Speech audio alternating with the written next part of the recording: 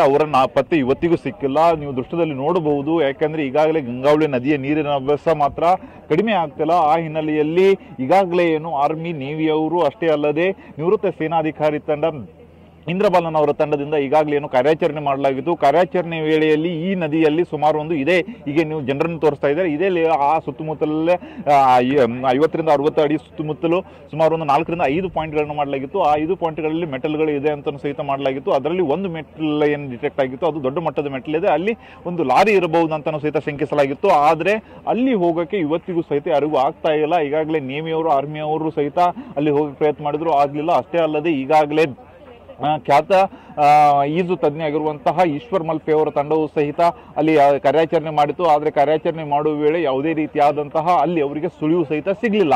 ಆ ಹಿನ್ನೆಲೆಯಲ್ಲಿ ಈಗಾಗಲೇ ಕಾರ್ಯಾಚರಣೆಯನ್ನು ಮುಂದೆ ಯಾವ ರೀತಿಯಾಗಿ ಮಾಡಬೇಕು ಎಂಬುದರ ಬಗ್ಗೆಯೂ ಸಹಿತ ಜಿಲ್ಲಾಡಳಿತ ಚರ್ಚೆ ಮಾಡ್ತಾ ಇದೆ. ಯಾಕಂದ್ರೆ ನೀವು ದೃಶ್ಯದಲ್ಲಿ ನೋಡಬಹುದು ನದಿಯ ನೀರಿನ ರಭಸ ಯಾವ ಮಟ್ಟಿಗಿದೆ ಅಂತ. ಯಾಕಂದ್ರೆ ಗಂಗಾವಳಿ ನದಿಯ ಅಪಾಯದ ಮಟ್ಟ ಮೀರಿ ಹರಿತಾ ಇದೆ.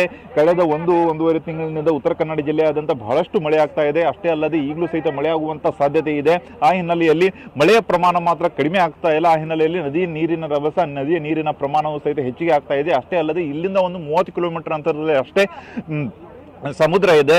ಅಲ್ಲಿ ಗಂಗೆಕೊಳದ ಗಂಗೆಕೊಳದಲ್ಲಿ ಸಂಗಮ ಆಗುತ್ತೆ. ಅಲ್ಲಿ ಇದುವರೆಗೆ ಸಿಕ್ಕಿರುವಂತಹ 8 ಮೃತದೇಹಗಳ ಪೈಕಿ 7 ಮೃತದೇಹಗಳು ಅಲ್ಲೇ ಸಿಕ್ಕಿದೆ.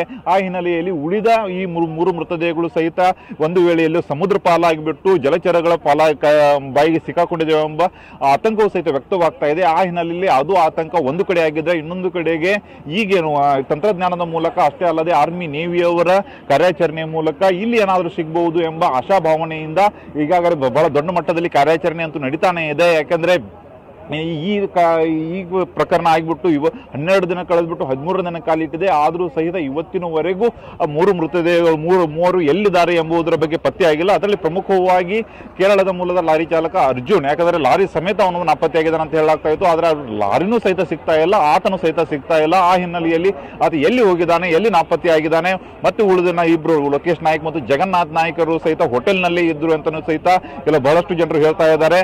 ಅವರು ಸಹಿತ ಸಿಗ್ತಾ ಇಲ್ಲ. ಆ ಹಿನ್ನೆಲೆಯಲ್ಲಿ ಈ 3 ಎಲ್ಲಿ ನಾಪತ್ತೆ ಆಗಿದ್ದಾರೆ ಮತ್ತು ಅವರು ಒಂದು ವೇಳೆ ಮೃತರಾಗಿದ್ದಾರೆ, ಅವರ ಮೃತದೇಹಗಳು ಯಾಕೆ ಸಿಗ್ತಾ ಇಲ್ಲ ಎಂಬ ಪ್ರಶ್ನೆಯೂ ಸಹಿತ ಇವತ್ತಿಗೂ ಜಿಲ್ಲಾಡಳಿತ ಕಾಡ್ತಾ ಇದೆ. ಈ ವಿಚಾರವಾಗಿ ಆರ್ಮಿ, ನೇವಿ ಮತ್ತೆ ಬಹಳಷ್ಟು ತಜ್ಞರ ತಂಡ ನಿರಂತರವಾಗಿ ಕಾರ್ಯಾಚರಣೆ ಮಾಡ್ತಾ ಇದ್ರು ಸಹಿತ ಇವತ್ತಿನವರೆಗೂ ಆ 3 ಮೃತದೇಹಗಳನ್ನ 3ರನ್ನ ಪತ್ತೆ ಮಾಡುವುದು ಇವತ್ತಿಗೂ ಸಹಿತ ಜಿಲ್ಲಾಡಳಿತಕ್ಕೆ ಆಗ್ತಾ ಇಲ್ಲ. ಕ್ಯಾಮರಾಮನ್ ದಿನೇಶ್ ಜೊತೆ ಸೂರಜ್ ಉತ್ತರೆ, TV9 ಕಾರವಾರ.